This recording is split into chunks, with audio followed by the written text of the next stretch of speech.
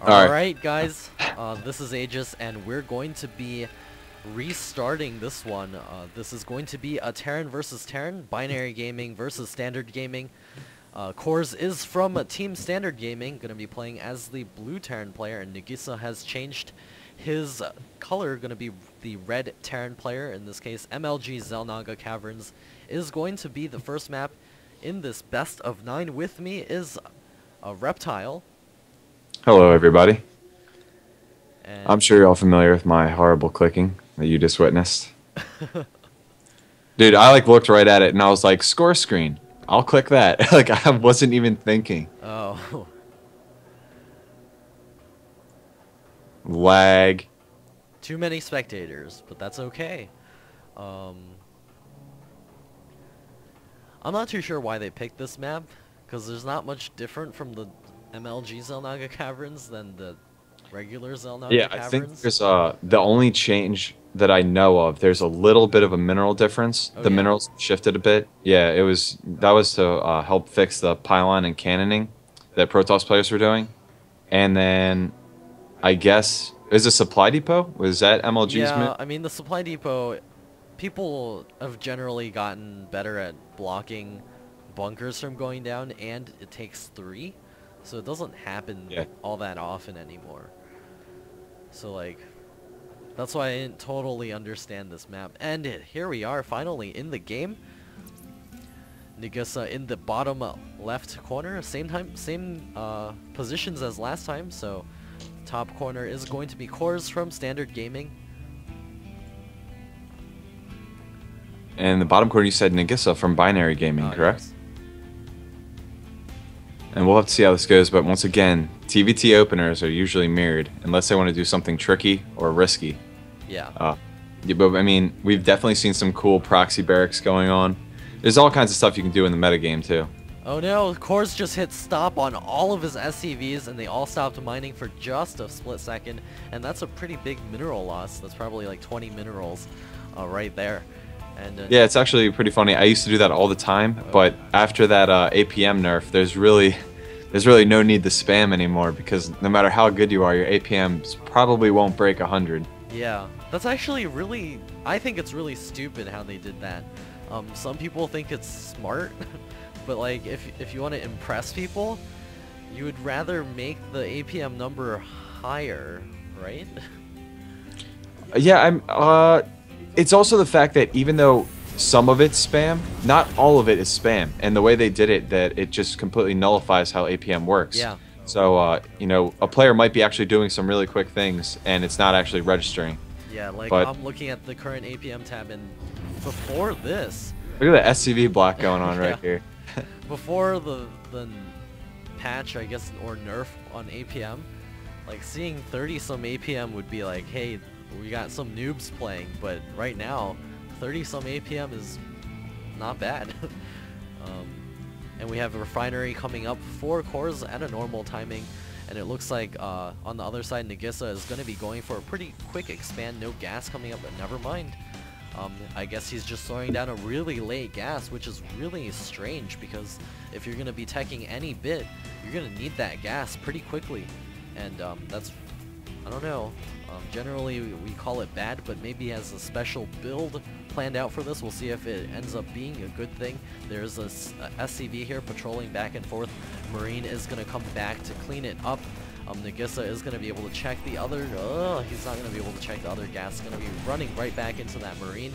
And Kors throwing up his tech lab, generally the same thing as we saw before we all had to leave the last game. Yep, and he didn't spot the addition of that tech lab right there, Yeah. so he didn't know that was coming. And we have an interesting wall off for Nagisa. Well, I shouldn't call it a wall off just yet, but we should expect the bunker placement to go down whenever he feels threatened. And look, there might be the reasoning for that later gas. He was able to get a couple more harvesters, and now he's expanding off of it. I see. But it looks Yeah. like Kors is going to do the exact same thing. He's just pretty much waiting to put down his command center. Yeah, he's getting that, no, he's going now for a Oh. factory. Kors getting his Reaper out. Generally, this signals a Reaper expand, but apparently he's going to be, going straight into a factory, maybe get some Blue Flame Hellions right off. Yeah, that's what I would Yeah, expect. Nagisa, Generally what happens in most builds is that you throw up your command center first, get a faster command center, and then throw down the double gas at the same time to be able to get your gas count back up.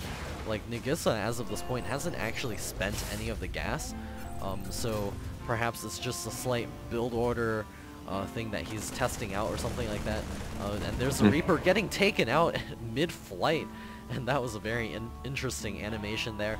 And there are a couple more units popping out for cores. A Marauder is on the way, and looks like the factory is lifting and will be switching over to the Tech Lab. He does have his own command center on the way, grabbing the double gas as well. So someone else is still in this one? Yeah, it looks like he's definitely gonna go for that more style macro game, but maybe he's gearing up for some harassment. Actually, no, it looks like some early siege tanks. Really obscure opener. I've never seen this before, and from Nagisa, he does have his starport finishing up. We'll see what he decides to do with that. He does have a Tech Lab researching the Infernal Pre-Igniter, the Blue Flames for those Hellions. Should be grabbing a Medevac shortly to be able to lift those into Core's base. We'll see if he's able to do some damage. He is floating out his orbital command. He does have a couple of Marines taking control of the map. And so far, Kors actually hasn't seen too much. He hasn't done much of any scouting. He needs to do that real soon to know exactly what his opponent is going for. Like, he doesn't know if his opponent is actually going 3 racks to try to kill him, so... Well, I mean, the good news for Kors is the fact that he's basically hard countering Nagisa right now. The fact that he has the Siege Tanks and Marauders, the Blue Flame Hellions aren't going to be that cost effective. Sure. But he can still use those for run-bys and everything, so yeah. I mean, they're a good harassment unit regardless. Yeah. And it still only takes 3 shots to kill off an entire mineral line. So we'll see if that happens in this game. That'll put a player really far ahead. Nagisa now taking his natural expansion, does have a slight mineral lead, income lead as of this point, just because he does have that more efficient mining. The Blue Flame is finishing up right now. The Medevac is... Where's that Medevac? I guess he went for a Viking first, so he does have, quote, air superiority as of this moment. The natural expansion now landing for Kors. He's also throwing up a missile turret. I don't like that missile turret. I don't know why he's getting a missile turret. Maybe he's fearing the Banshee opener, but it is late, you know, to see Banshee. Except for the thing is, if you look at Nagisa, or Nagisa, what the hell is it? Nagisa, he is, wow, he's starting a Raven. So Raven production pretty early on. Okay, so he's going to be going for some Ravens, really cute builds here from both players, I guess. There's another factory getting constructed by Kors, so he's going to be going pretty heavy mech. He needs to get a reactor onto his Tech Lab. Onto his starport. That would be a disaster if you could put a reactor on your Tech Lab. Little bit of an exchange going on right now. These Blue Flame Hellions are actually doing some decent damage. Microing against this Marauder. They already toasted 3 Marines. And we'll see if he's able to do a run-by, but there is a siege tank and a bunker in place. 3 tanks out now, so... Yeah, it's going to be really hard to run by. Yeah, I think the Medevac drop you were talking about earlier would be way more effective. Because he is going for this really slow meching style. There are turrets inside of Kors' base. He's really afraid of those Blue Flame Hellions. He does not want to have anything to do with those guys. Going to be throwing up a bunch of extra turrets. I feel like he could control it a little bit better and just watch his minimap more rather than spending... what is this, 200 minerals just on turrets here. He even has one at his natural that's going to be completely useless for a while. There are Banshees now on the way for Nagisa, but no cloak for those guys, so he may be going for some sort of funky Raven. I don't know, I'm not too sure what's going on here from Nagisa. It could be some type of 2-base play. We'll have to see how much he wants to really gear up his army, or if he's going to go for a 3rd expansion.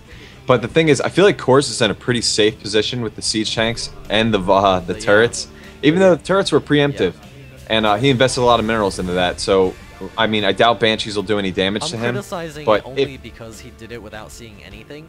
Like, he doesn't know anything about what Nagisa is doing. Yeah, I checked both players' visions, and for the most part, they're both pretty much in the dark. You know, the biggest exchange is going out in the center of the map. However, they are getting a good unit count on each other. Kors knows that his opponent is making a lot of Hellions, so he knows that there's probably no not much of a siege tank count coming out of his opponent. As you can see here, there's only one siege tank coming out for Nagisa right now, and he's going to be going after the gold rocks in the center. And there are command centers coming up for both players. I think one just finished for Nagisa, and it is floating out. There it is. And we do have the rocks falling pretty quickly, and the Viking actually scouting out the center. All of those Hellions taking control of that tower.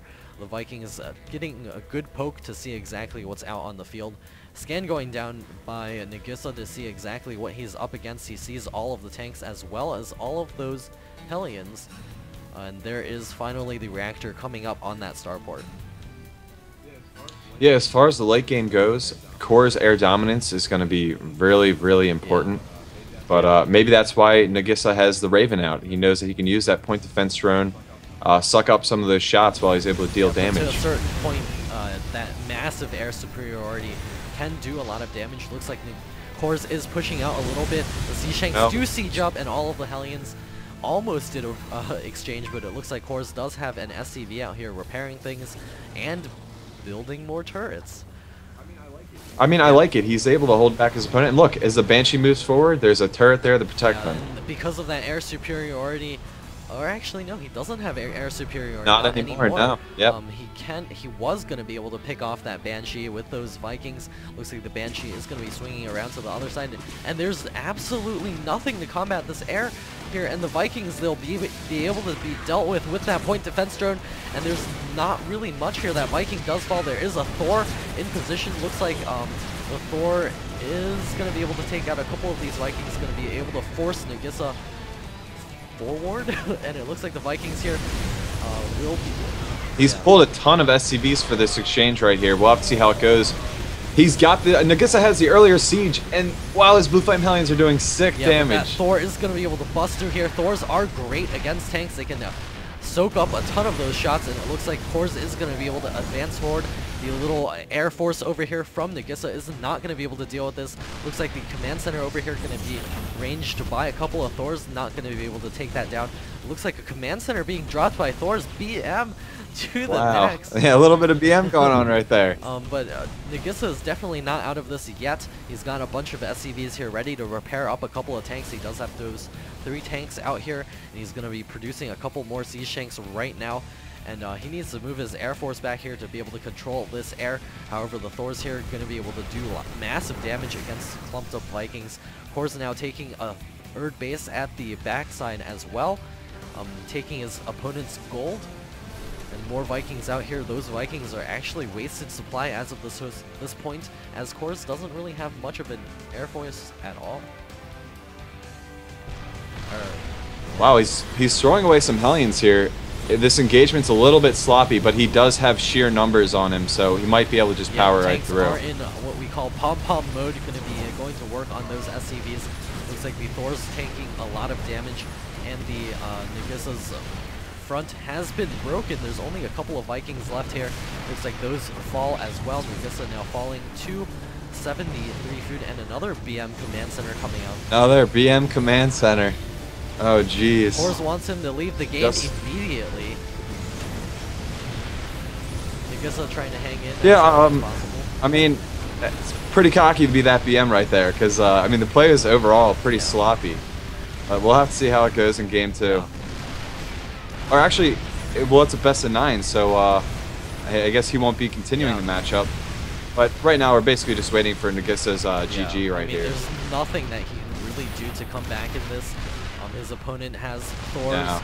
He has repair SCVs out here. He's got tons of Sea Shanks. He's taken the gold, his opponent's gold. He's taken the back base. He's getting a planetary. I don't agree with the planetary fortress, but yeah. So Nagisa actually being a little BM as well, gonna just be hanging out for a while.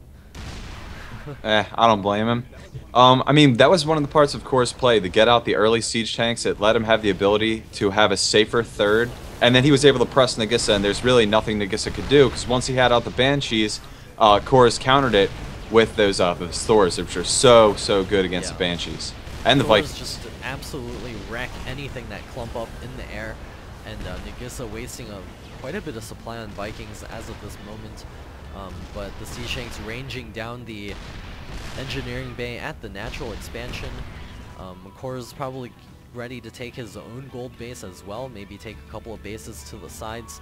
I don't know what Nagisa is scanning for over there, but his main is drying up. Well, now he's pulling all SCVs for this final engagement, so it's only a matter of time. I mean, Akors should finish this command center and build a PF. Yeah, I mean, if he wants to seal the deal, oh, he cancels it. All the SCVs. He's just gonna push forward, huge Yeah, force. and it looks like he's not even scanning the top. Wow, he's This is actually so sloppy. He's just gonna be rolling into. He's being pretty risky right here. Okay, there we go. He's got definitely it. got this, but that was really sloppy of it. GG, well played from Nagisa, and we're gonna be moving to game 2.